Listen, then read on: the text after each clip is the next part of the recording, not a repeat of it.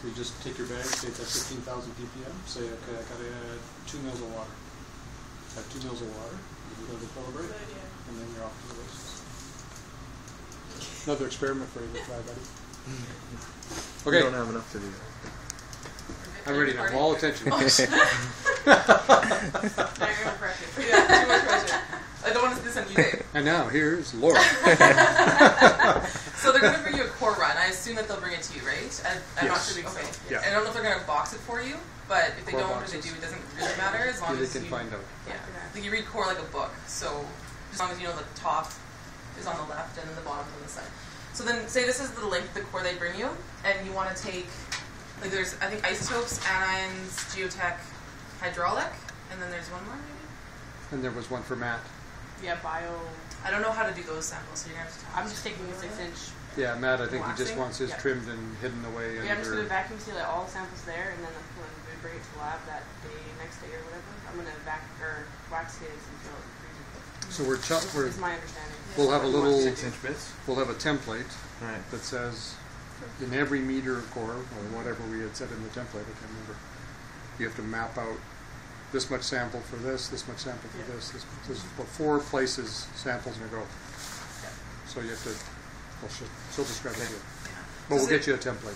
Okay. So say this is 3 meters down and that's the top, so it's at surface. Let's just do that. Okay. So if you were taking an isotope sample from each meter, Yeah. then you want to measure from the bottom because that's the most accurate depth that we have. Because if you don't really know where the core is when it comes up, the core that's in the core barrel. So we assume that the bottom is where the driller knows because he knows that depth. So then if you're going to do, I think isotopes and anions every meter. Those are the 2 that are every meter, and the other ones are The only that every meter is K testing and Geotech. geotech. Okay. So then what I would suggest doing is always taking the isotope first, so it's always in the same depth throughout the profile, and then go to the anion, and then go to the geotech, and then so that you always have the same interval between each sample. Does that make sense? Mm-hmm. Okay. So before you do anything, I would suggest labeling all of your bags for that borehole, or at least a little bit in advance, and just put the borehole name, that's really important, the depth, and then what sample it's supposed to be. So the only ones you can really pre-label are the anions, the isotopes, and the geotech, I think. So you don't try to track numbers. You don't like have a sample number scheme already. No. You just label. As long as it's on the bag, that's descriptor. the easiest way to keep track. Just over-label if you have to, because once you don't have a label, that sample's meaningless. Okay. So, okay, so say this sample. I grabbed some stuff from my project that I'm not using, but it's really consolidated because it's about 300 down, so it's going to be a little different when you guys are up there. Ours will be a little sloppier. Okay. So just so that this came out of the. And Laura, we'll likely have clay shales, but looser. Yeah, than they're this. much shaped. And we'll have so. sand. Sand's okay, as long as you get to that pretty quick. Okay. Because the water, if there's any water that you're adding in the system, like for drill fluid, then it's going to get contaminated pretty quick. Well, some of the sand will be below water table, some will be above. Oh, but the drill fluid, I mean. We're going to drill dry Okay. below drill It's fluid. on It's all our- And you sand. should be fine unless there's any contamination from the actual Right. rig, but it should be fine. Okay, so say this is my sample from, I don't know, 3 meters to 2.7 meters, or that's 30 centimeters, is that about right? Whatever. So just label that on your bag, and then you would take this sample, and you should wear gloves. It's hard sometimes in the winter because it's kind of cold, but just so you don't get any salt contamination from the salts on your hands. And then we just use butcher knives or whatever works. So you're not going to probably cut yourself because these have been used so many times, but you basically just shave off the outer of the core just to make sure that there's no, all of this is completely Fresh. yeah, completely fresh. So you continue to do that all the way around the core, and hopefully your board isn't wet. It's okay if it's a little dirty, just wipe it off between samples.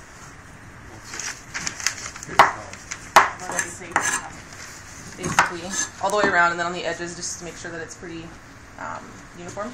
And you're just eyeballing sort of the length you need, right?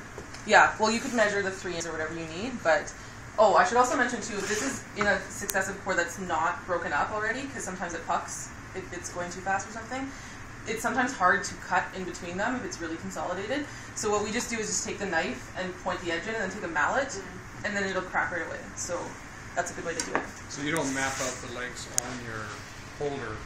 You just measure. It's really each personal preference if you can keep it straight.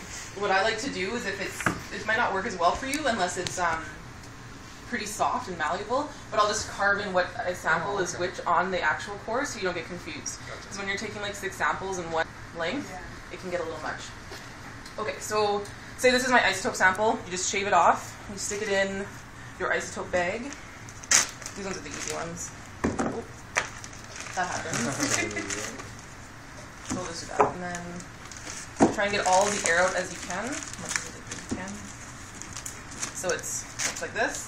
And then you take your bigger bag. And they're both labeled? This one doesn't have to be. Okay. As long as the inner bag is labeled, because you can reuse these again for a different project if you don't wreck them. And do the same thing for this one. Well, both sealed, both de-aired. So then this just goes into your, we store them in coolers, because that's the best bet, so I think you're doing that too. And then just put them in your cooler. Don't fill the coolers to the top, because you'll never be able to lift them. That's it. Okay, so that's isotopes, and you do the exact same with anions. So double bag, that's all you need. Trim and double bag. That's just for the Isotopes. Isotopes and anions can do the same. You can also sample your geotech that way, but I think that a vacuum sealer is better. So what you would do is we have these rolls of food saver bags, and you just cut off a certain, however you need. Handy. So they're open at both ends. So then you have a vacuum sealer here, and then you just put the seal only, and you line up the edge to that strip. Oh. Everyone see that? And then hold it down until that light goes off. Oh. I've never used one of those. Yeah, I hadn't either until I did this. People actually buy these for sealing their bags For at food. home? Yeah. So you just wait for that to cool. No, I do not, but I would assume that. But normally you can do this beforehand, the one side at least. Yeah. And then you put your And this one is for This is for geotech. geotech? Yeah. Although I have a list that Keely has now about which samples need what, so you should know that. So the chemistry samples are done the same way as the isotopes? Yeah. Oh, okay. Do moisture content on the anions too, so it really is depending what you really want to do for it. So then you take the samples in the bag and you stick it into the hole here. See that? Oh. And then you human seal, and you do this until it's I didn't think it was like that. Do you have one of these?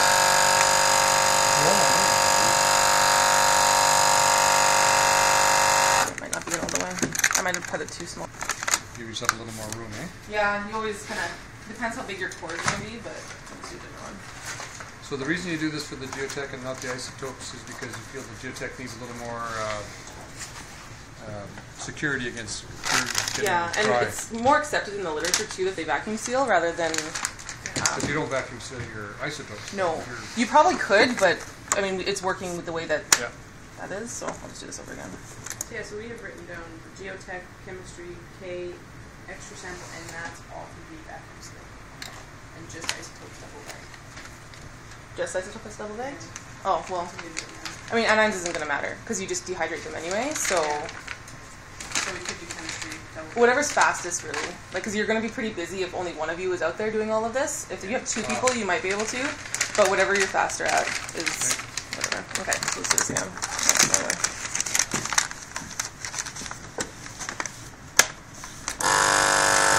Goodness. Sorry, I'll try. You want this helmet?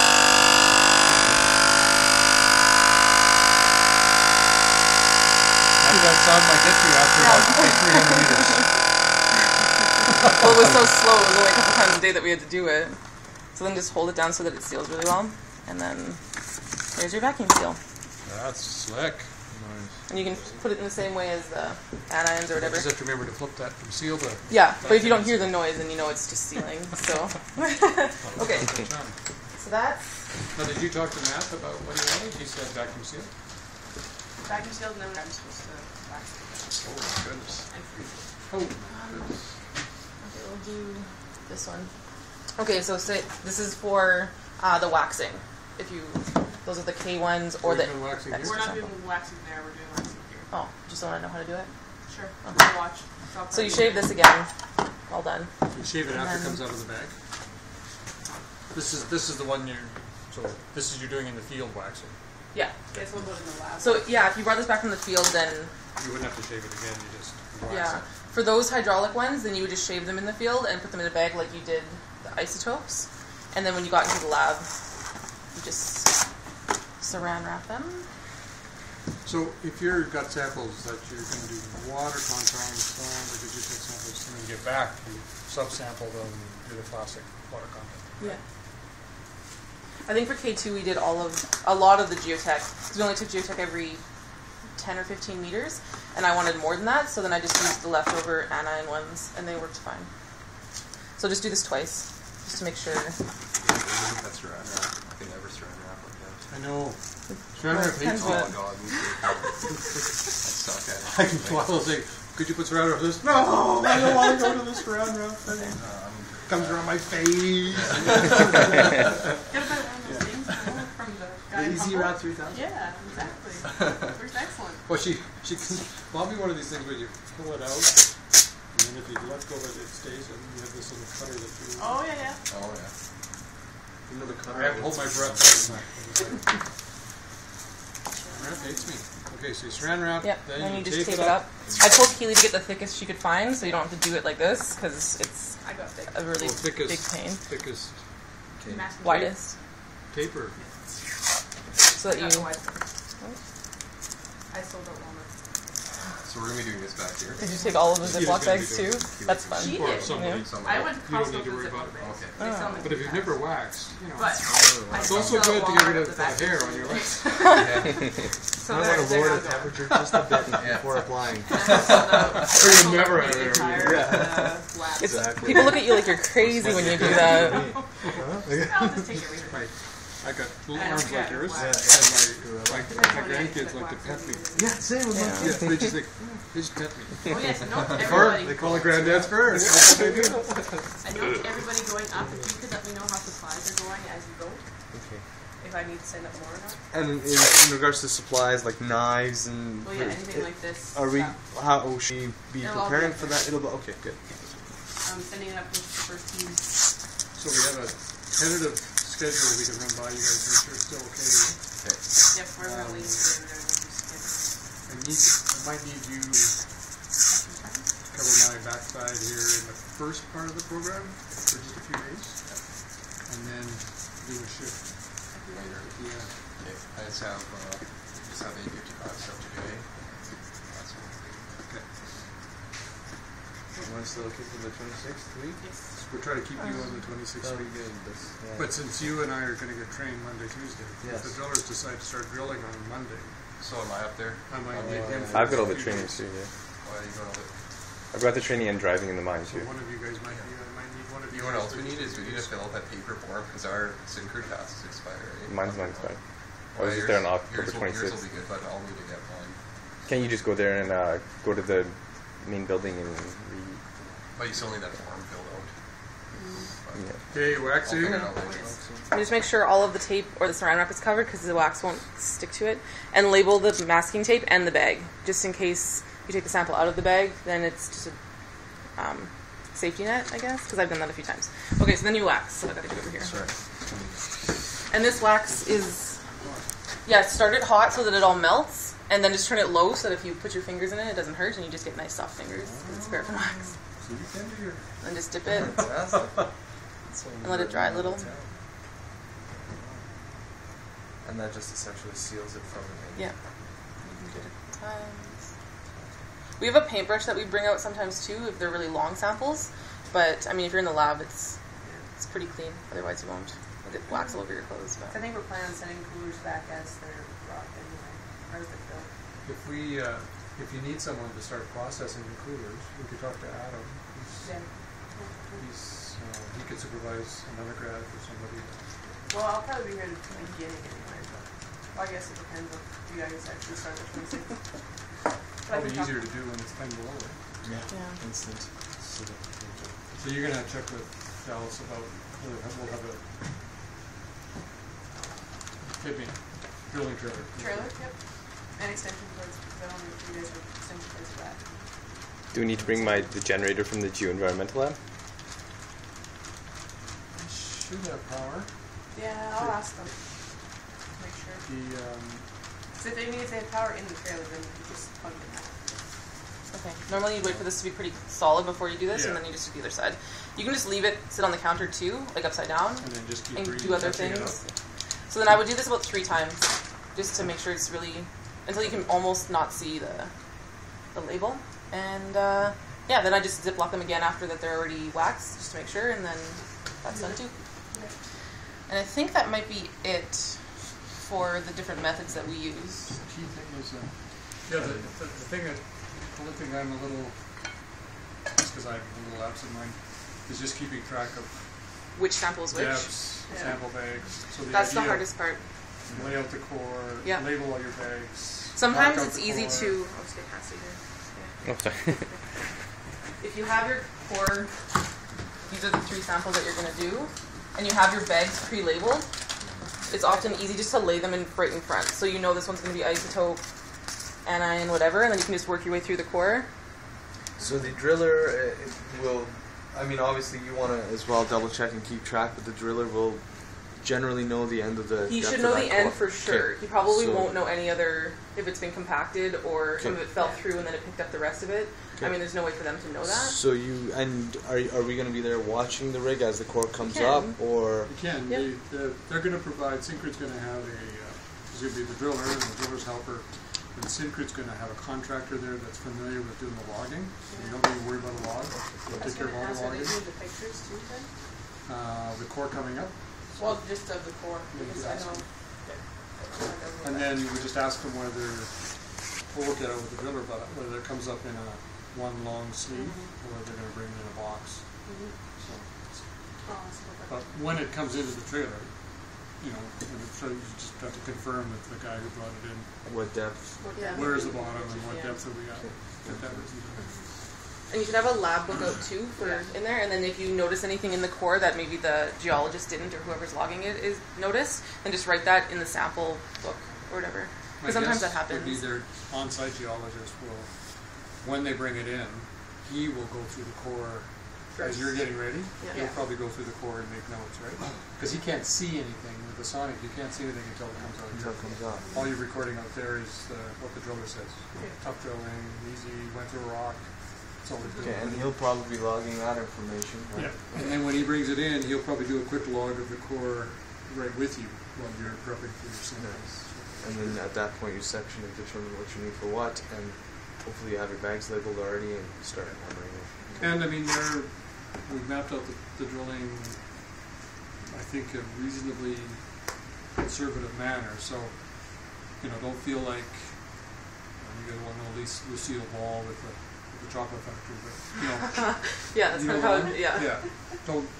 If you just got to say stop, hold it. I need to figure out what the heck I am. Yeah, No, you for do sure. that. I mean, it's only costing like $2,000 an hour to do that. But I'll let that influence you. How fast? Like John Henley used to say, no pressure, no pressure. Yeah.